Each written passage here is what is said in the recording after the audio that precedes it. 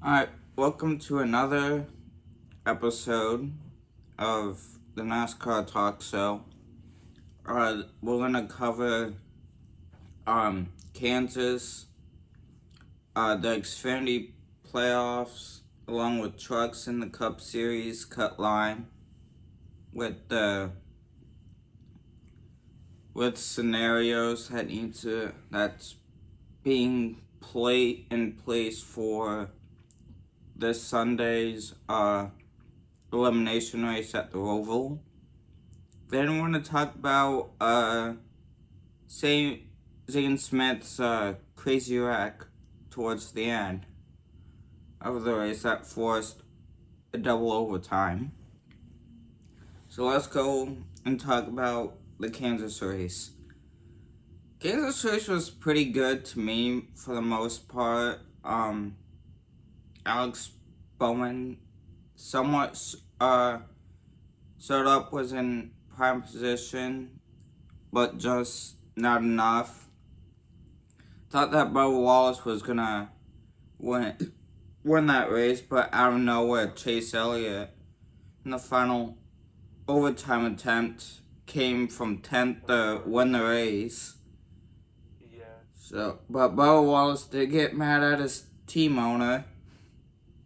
Rightfully so. Denny Hamlin. Yeah, and Denny said he's not gonna apologize. He's racing for the win. It's like, to be fair, that's the only time I'll agree with Denny. It's like, if it's the final lap of the race, at that point, anything goes. Denny is just not gonna hold back and just push his driver for his team to lock himself into the playoffs to the next round. So that's basically what I had from Kansas throughout what I saw. There was crazy incidences, but we'll basically talk about the big one towards the end of the episode. What were your thoughts on the race, Dylan? I thought Kansas was a pretty crazy race. I loved the restarts. I loved, all the different groups. Kansas just continues to be one of my favorite tracks since like at least the next gen era. Um, because those races have been pretty crazy. And wow, what another insane Kansas finish actually. Yeah, I just think that the bottom lane does not exist. It's like it's there for like the restarts, but throughout a green flag run, that bottom lane cannot do anything. You literally have to be running middle to the high lane every time. And that's where all the speed is when you get further and further into a run. Yeah. So that's pretty much it on Kansas. It can continue to improve. But as long as it's good racing, especially for playoffs, it's a great race. So with Xfinity points as of right now, I don't know why my thing says trucks right now. I'm not looking at that right now. Brandon Jones locked himself in to the next round, I believe. If Because it did just win Kansas. one of these two races. Yeah. Yeah, and yet again, that is not the right points. Connor Zilic is like 100+ points above the cut line. So the Roval, he's basically gonna lock himself in to the next round. Starting the race practically. Well, I'm guessing that with according to the NASCAR website, when you look at points for playoffs, I guess because there was only one race in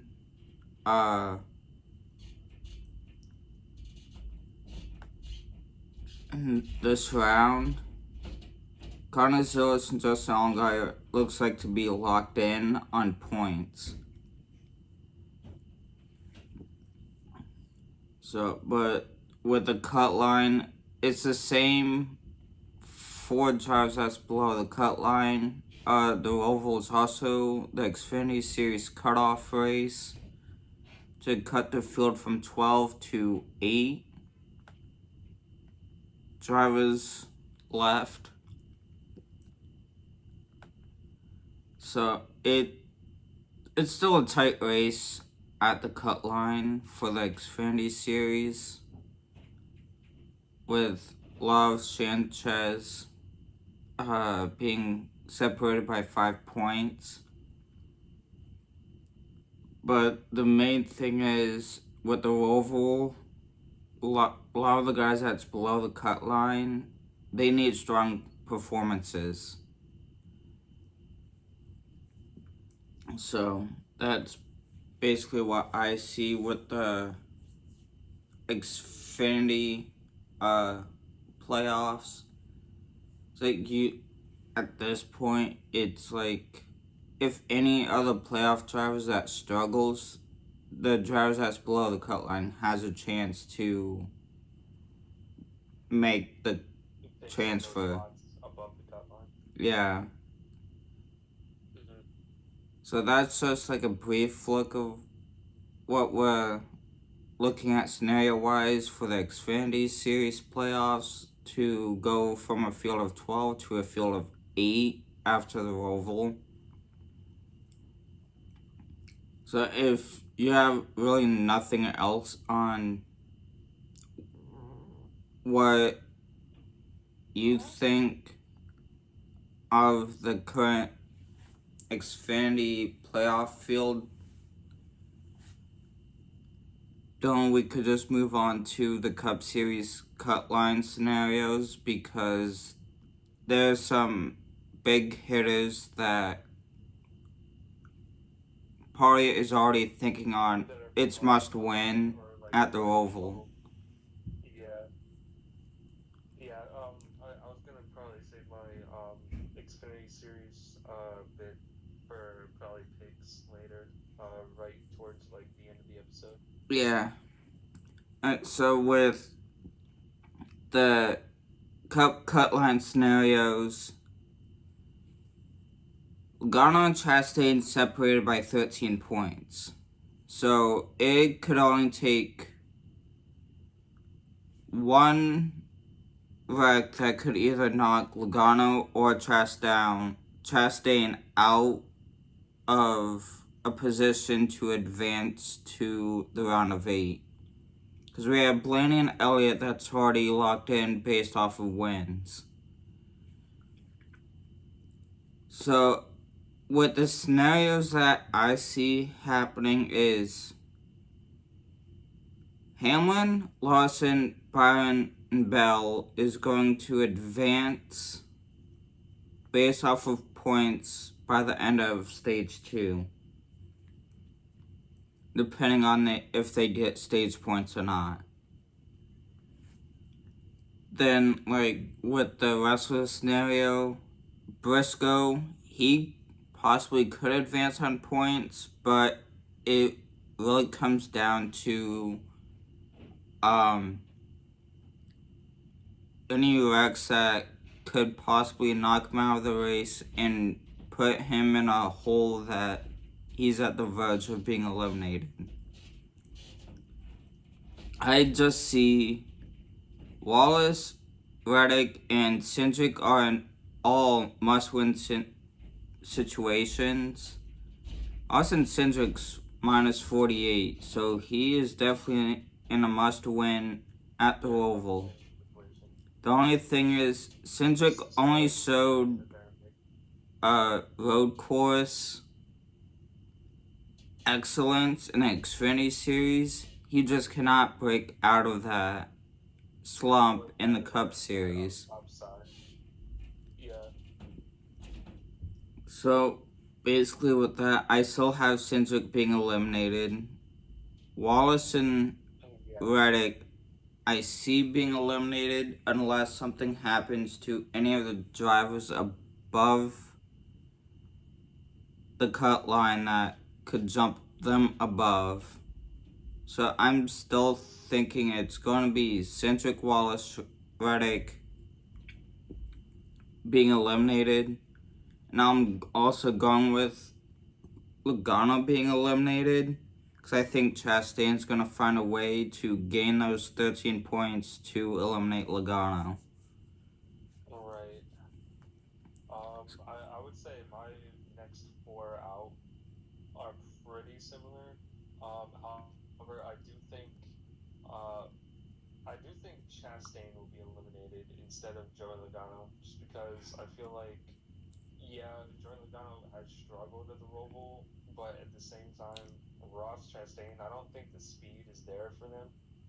I feel like they've been kind of lacking compared to the remaining playoff drivers in terms of speed wise. But I mean, unless something happens to like Joey Logano or something, I got Chastain being eliminated at the Roval. I do have Austin Cindric being eliminated as well after the Roval. It's just so hard to make up 48 points and not win the Roval. And the Roval's already a hard track as it is, even if you're above the cut line. But I will also say that 48 points is too much to really put on your shoulders. And at that point, they Win, cannot race basically. for points. They need a race to try to get the race win at the Roval, and that's going to be very difficult. Yeah, plus it doesn't help that Cindric dominated the road course in Xfinity, but ever since he came to Cup, he's non existent on road courses. It's non-existent at road courses. Yeah, the only reason why I have Logano eliminated is because of he was eliminated at the Roval last year, Last year, but and then yeah, NASCAR decided screwed to Bowman over by disqualifying him because of weight issues. mm-hmm. So I But just it'd be think nice to see it's Logano getting it's I eliminated just at the Roval. It would be think nice. Logano's just gonna face deja vu. He's gonna get Mm-hmm. eliminated. Then someone that's in the playoff field is gonna get disqualified, and he points his way in again. Right. I mean, there's this the Penske curse at this point, the Joey Logano curse somehow. Yeah, But no, I do have Ross Chastain, Austin Cindric. Um, it's gonna be close between Bubba Wallace and Tyler Reddick for who advances and who gets eliminated. But I will say I feel Bubba Wallace might get that spot over Tyler Reddick. yeah. Because right now Bubba is only 3 points above his 23-11 teammate in the Mm-hmm. playoff field below that cut line. Right. And then maybe somebody above the cut line gets screwed over at the Roval and gets knocked down below the cut line. I don't know who, but I'm thinking someone above that cut line might get screwed over and get put below the cut line. Yeah, because like the only two drivers that is basically at risk of getting screwed over and eliminated is Briscoe and Logano. Yeah. Because you have Hamlin, Lawson, Brown, Bell, all 40 plus points above. Mm-hmm. So we know that they are basically going to be safe if they get wrecked out because it's going to be hard for those that's on the cut line to gain 30 plus Points points. on them. Yeah. Because the only way you could gain 30 plus points is basically finishing well in the top 5.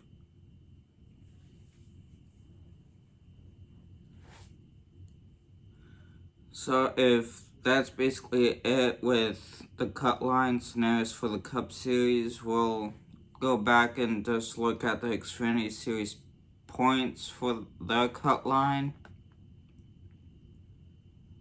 Sam Mayer's 43 points above, Gray is 16, Creed 12, Quapple 9, Love 5, and that all above the cut line.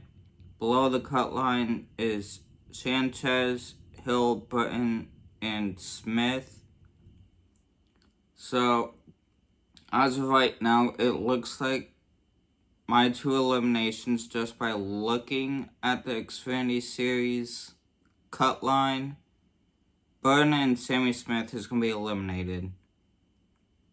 Unless one of them can win at the Roval to get into that round of 8. That's the only way I see that happening. But Harrison Burton can also still advance based on points, because it's easy to gain 8 points on track. Right. So, in the drivers that I think is more at risk at getting eliminated is Quapple and Love. Because pretty much 9 through 11 could all gain all those points to be above the cut line. So I'm sticking with Brendan Smith being eliminated. Possibly Austin Hill being eliminated because he just can't figure out the road courses at this rate, Right. with Carnicelis basically dominating them. Dominating, yeah. So if I have to say my last driver that's going to be eliminated, I could see Sanchez jumping Jesse Love to knock RCR out of the playoffs. Oh. Oh, okay, yeah. I mean, I do kind of like Sanchez as a little bit of a dark horse, maybe an upset at the Roval this weekend. Um, I do have Jesse Love being out. I also have, uh, I'm blanking on my pick here. Um, yeah, I do have Austin Hill out, and I have um, Love out as well. And then I don't know. I don't quite have my other two drivers out yet. I was thinking It's like maybe the only Roval other and 2 Logan drivers that's one. currently sitting below the cut line is Harrison Burton and Sammy Smith. It's like, See which Harrison one of Burton. those do you see jumping? I see Harrison Burton low key jumping. I don't know. I have a feeling about Harrison Burton right now, and I can't really explain it. But I think Harrison Burton could really do some damage So that this weekend. means your 4 that would be out would be Sanchez, Love, Hill, and Sammy Smith. Yeah, yeah, low key. I don't really see Sammy Smith going anywhere really, unless one of the drivers above the cut line gets screwed over. It's like Sammy But I Smith think, has been good at the road courses. It's just late in the race where he gets stuck in midfield, where yeah, basically that's where all the wrecks happen and where all the yeah, heavy right. damage can occur. Yeah, basically everybody from like fifth, sixth on back maybe on at least like the restarts and stuff, because nobody's gonna lift going into turn. Well, I mean, yeah, nobody's gonna really lift going into turn one. If we watched Oda in 2023, we had like 3 overtimes because nobody was lifting going into one. Yeah, So but it's just NASCAR's also not going through the oval portion of the front stretch on for the start and restarts.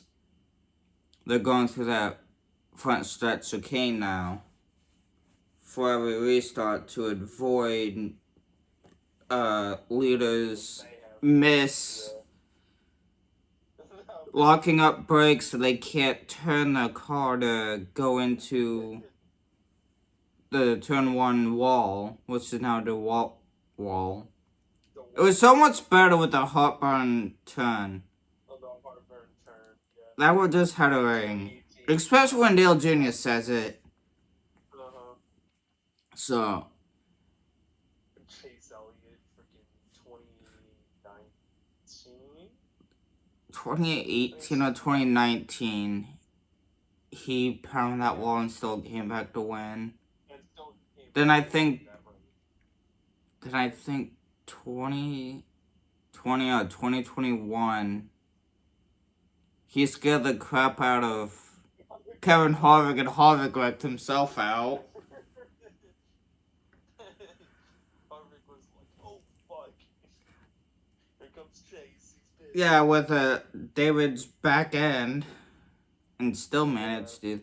Yeah, the only reason why I have love basically being jumped is because once he's in the middle of the field and someone just cannot slow down quick enough, he always ends up having rear end damage, and that just ends up being a parachute, and all his speed is gone. That's the only reason why I see Love being eliminated, because I am anticipating someone gonna give Jesse Love that rear end parachute. Again, from the Portland race. So if there's really nothing else on the Xfinity Series playoffs with points, let's go and look at the Truck Series.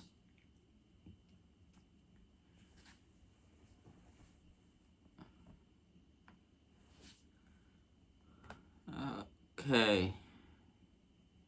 Truck Series points, Corey Hymas plus 69.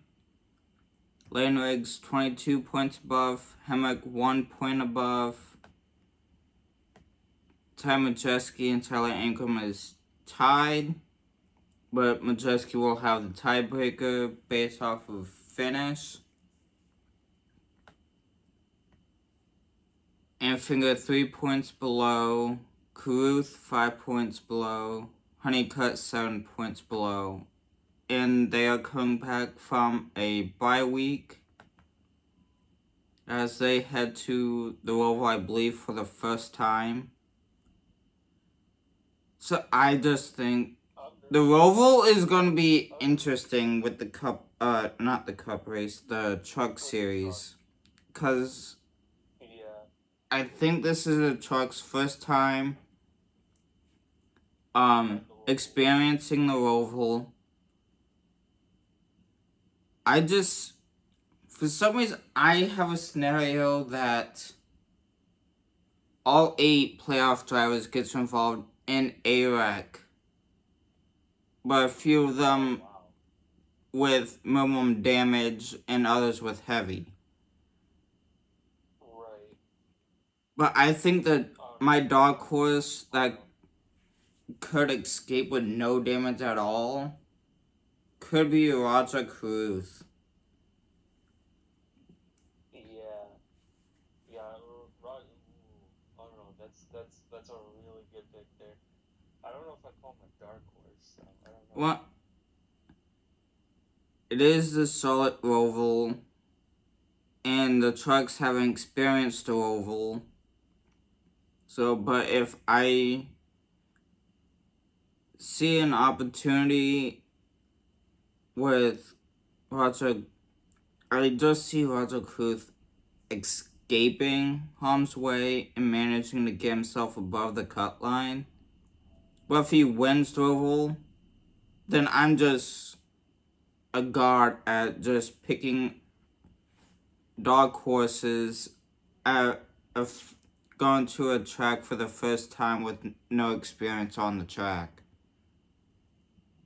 I'm just seeing the layout for the first time.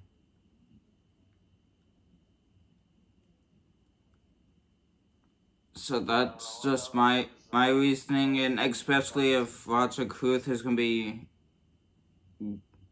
going and racing Xfinity with Hendrick Motorsports,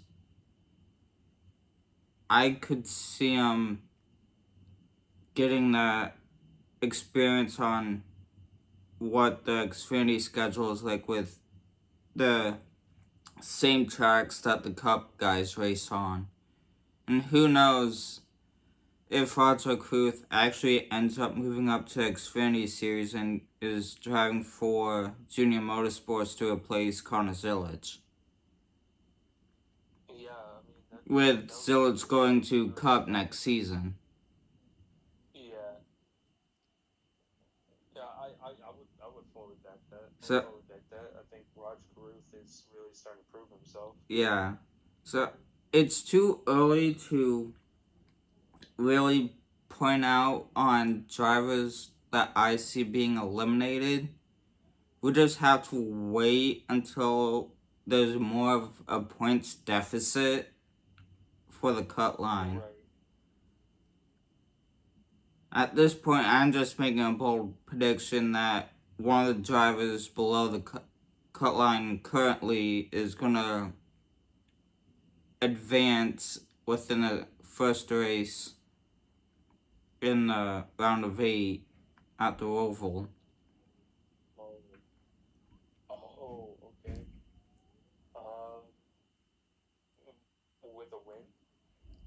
With, with a win or just having the points to put them above the cut line. I'm There's sticking with those two scenarios. I just see one of them jumping the cut line within the first race, either based on gaining points to put them above the cut line going into the second race of the round, or just locking themselves in completely by winning.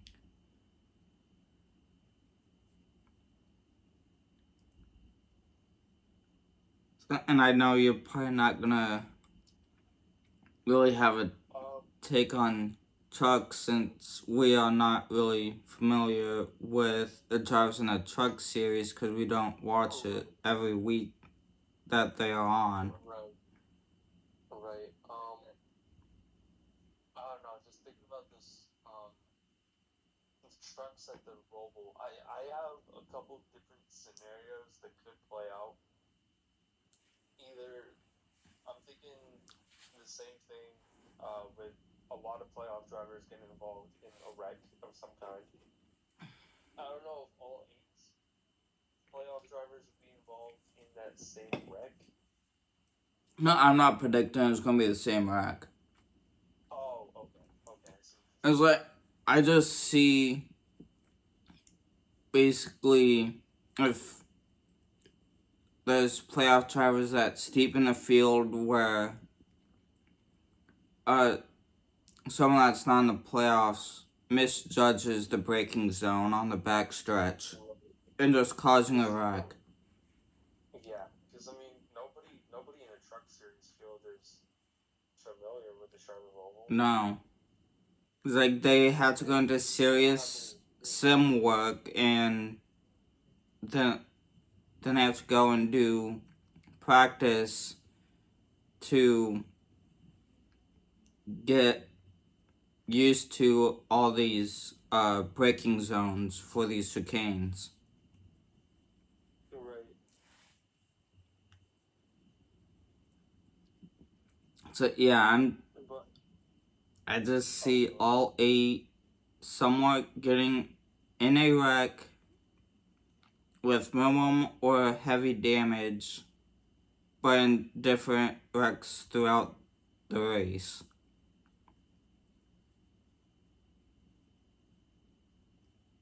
Because I all it would takes also say is yeah, all it takes is non-playoff one drivers to do something fucking stupid to screw playoff drivers' day exactly. over. Yeah, yeah, exactly. But I will also say another scenario that could play out is that all the drivers taking the Charlotte Roval too cautious until like really late in the race, where I think potentially that race could be a sleeper, low key, up until like towards the late stages of the race, and then everyone just absolutely, uh, and then just absolutely, basically goes stupid, basically, for lack of better terms, Yeah, and I maybe it might be wreck after wreck the last, I don't know, 20 laps or so. yeah, I could see that as one scenario. Another one is like first 10 laps, they all go easy. They all go easy. Then They like feel the like rest Roval of the possible. of stage one, it just all goes wrong, and they're just constantly wrecking on every restart. In the middle portion of the race. Yeah. Maybe force a ton of pitch strategy and stuff, potentially. Okay. If there's really nothing else on uh the playoffs for the trucks, let's go to Zane Smith's wreck. First overtime attempt. I believe it was Bubba Wallace and Christopher Bell on the front row, unless it was Briscoe. It was a good restart. Bubba Wallace and uh, Bell or Briscoe side by side basically for that entire restart portion. Then turns 3 and 4, a wreck happens. And it was like 20 years ago, Casey Kane in the Xfinity series, up on his side, up against the wall. Zane Smith managed to somehow be in the scenario that his car got pinched in the wall and it decided to roll onto its side. And ride the wall, practically, Yeah, all the time. until the banking got less steep that he barrel rolled 3 times. Mm-hmm. But Like, wow, that's kind of scary. But at the same time, um, what's his face could tell you all about flipping.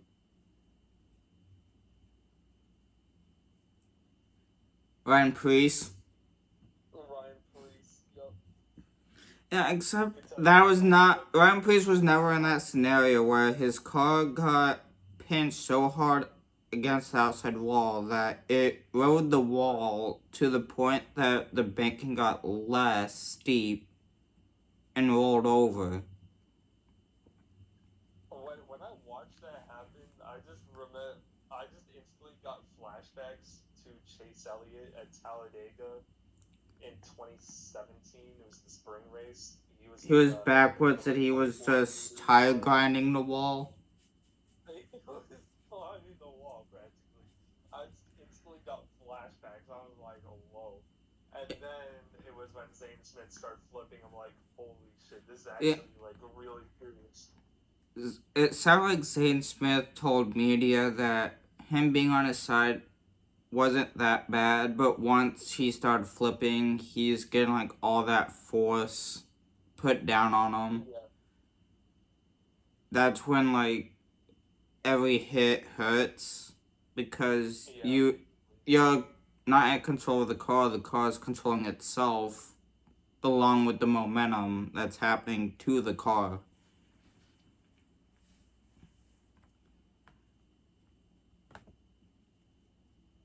So yeah. that I bet you really had to hit the ice bath or something after that. After getting all sore and beat up from flipping yeah. and all the forces straight to his body.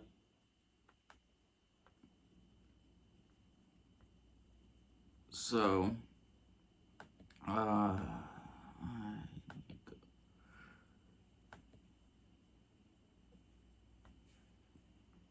I'm sorry, there's a dog barking outside in the background.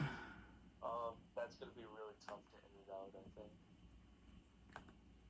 either way I cannot hear it, so I wouldn't know. Oh, okay. was like, I want to try to save you as many hours of editing as you could, because I was gonna say that editing that would be a whole like good show, probably.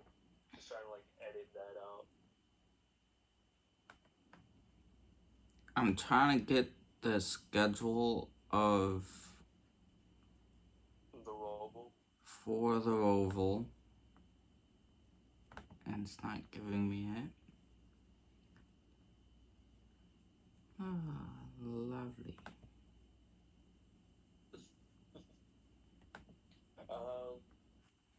I guess while you look for the schedule, I find something to talk about. just think that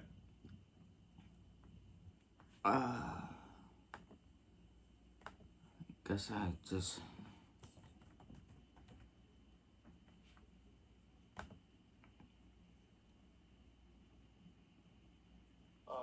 got it. I mean, I guess while we. Oh, okay. So I guess another thought that just popped up in my head. We're pretty close to getting the. Oh wow, voice crack. Holy crap. Uh, um, what's- so but anyways, we're pretty close to the NASCAR 25 video game coming out. yeah, Less than 2 weeks now. and I found something interesting about it. There will be no hard copy for NASCAR 25. Wow. It's all digital, so we have to order it through the Microsoft Store. The Microsoft Store, right? I mean, it is iRacing did make the game. You can't just go Yeah, out and buy a physical copy of iRacing. So, I mean, I I kind of saw I, it coming, but at the same time, I didn't think that they would actually do it. I do have the schedule for the Roval. Um, Truck Series schedule.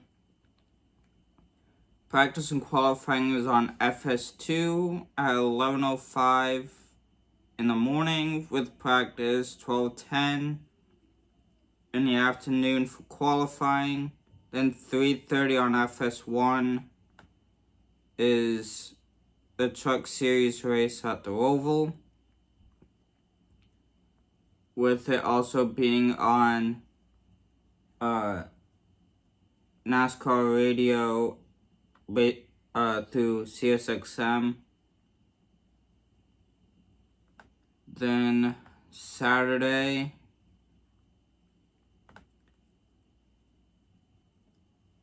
11:30 in the morning with Xfinity practice on the CW app, along with qualifying being 12:40 on the CW app. Then 2 o'clock on True TV is Cup Series practice, with Cup Series qualifying at 3:10, also on True TV, and radio coverage on Sirius SM and PRN. Then Xfinity race on the CW at 5. So we're seeing some road course night racing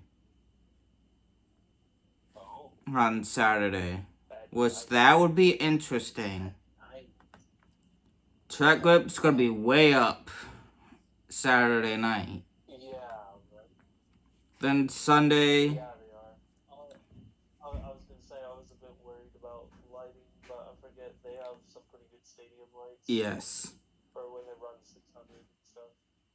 Yeah, and the schedule for Sunday on Cup, press pass at 12:30 in the Cup race on USA.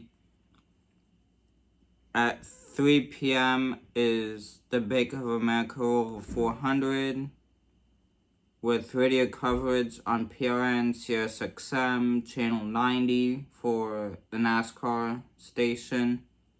And if you, those of you that are more into like following drivers and seeing what they feel in from their point of view in the cockpit of these 3,500-pound vehicles, you could go on HBO Max to do a ride along virtually, not physically, because that's pretty much everyone else's dream to do.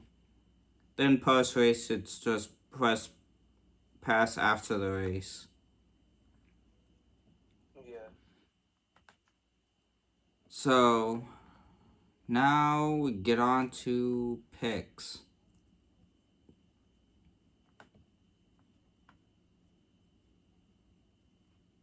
What will be interesting? I with trucks, I'm going with Cruz as my pick. I'm necessarily not saying he's going to win the race, but he's just my pick that could really just jump that cut line in the first race for the round of 8. Then with Xfinity, Zillich, and Cup, SVG. Hmm. Those are my picks. Okay. I'm thinking a little bit reverse order here. Because I already have my tough picked out. This may not be like a bold take or anything, but I have Kyle Larson to replicate what he did last year at the Roval this year. Um, the Roval's a really good track for Kyle Larson if he just doesn't run into any trouble or have any bad luck. Um, he's really good there. Obviously, we saw that last year, and then even if he does have a little bit of bad luck, we saw what happened to Kyle Larson in 2021 at the Roval, where they had either like a battery issue or something like that, and that gave them a very like lengthy pit stop. I remember that, and they had to come all the way from the back and win that race. But then again, 2021 they had the Gen 6 car, and that was Kyle Larson's dominance year there. But I do have Kyle Larson to basically at least come close to replicating what he did last year at the Roval. For my Xfinity Series pick, I'm gonna go with.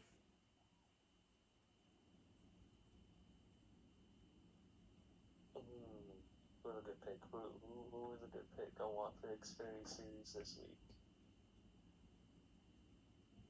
You know what? I'm gonna keep my eye on. Shoot. Who was I talking about when we were talking about the Xfinity Series cutoff? You said something about Button. Oh, yeah. Okay, Harrison Burton. I'm gonna look for maybe Harrison Burton not to win the race, but to jump that cut line. I feel like if anybody's gonna jump the cut line in the Xfinity Series race at the Roval, Harrison Burton. I just have a really interesting gut feeling. So I'm gonna listen to my gut feeling and go Harrison Burton for the Xfinity Series.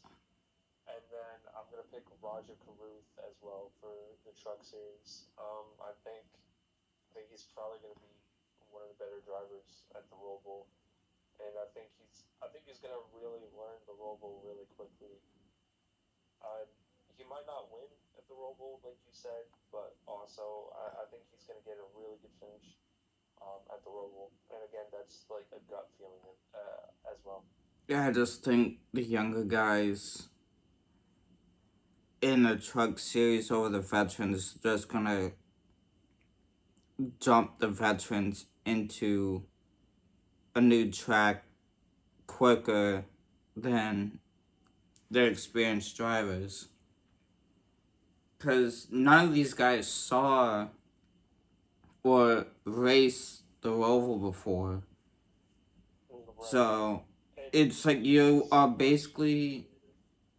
just seeing the guys that's younger than all the veteran guys basically getting the jump on new tracks before the veterans can catch up with the setting and handling to get this speed that they need out of their vehicles to get the experience on a newer track.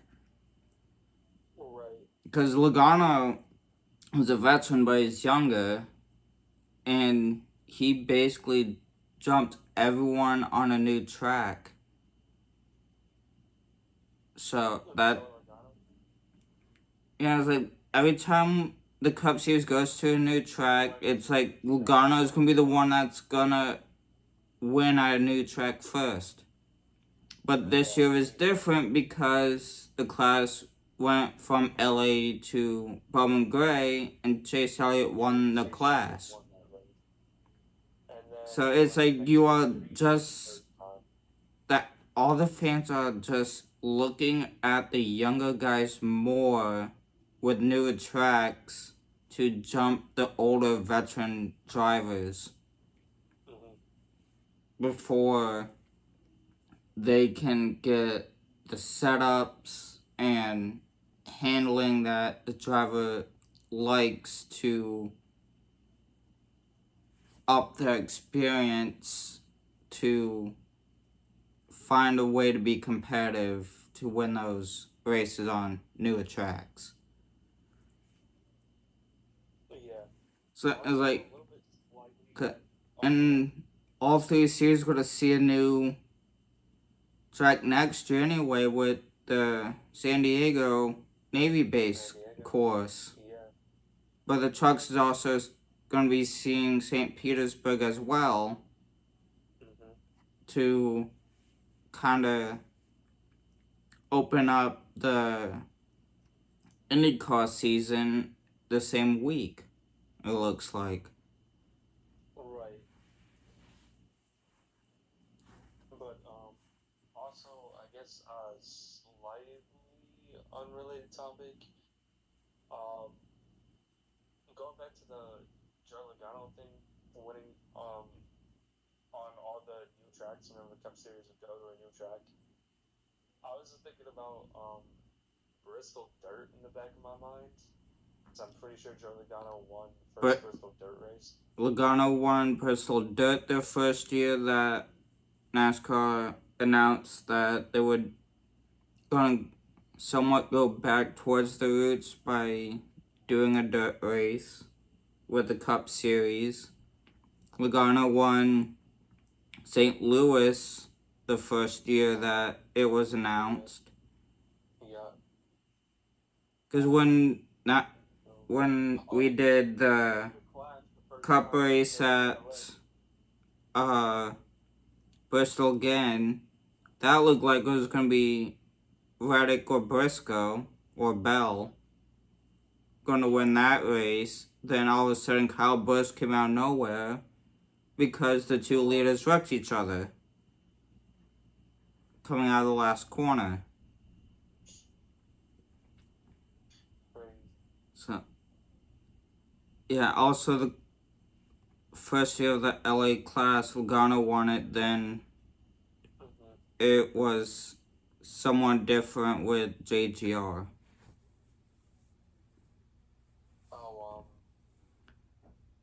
Because it was Truex the second year, then it was Hamlin the third year. Denny Hamlin 2024.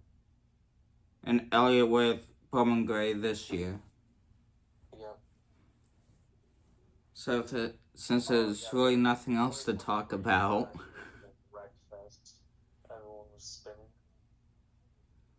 Yeah, so if there's nothing else that we could really talk about, that's it for this episode. Dylan through the headset on Discord. I'm Jeremiah Hanks.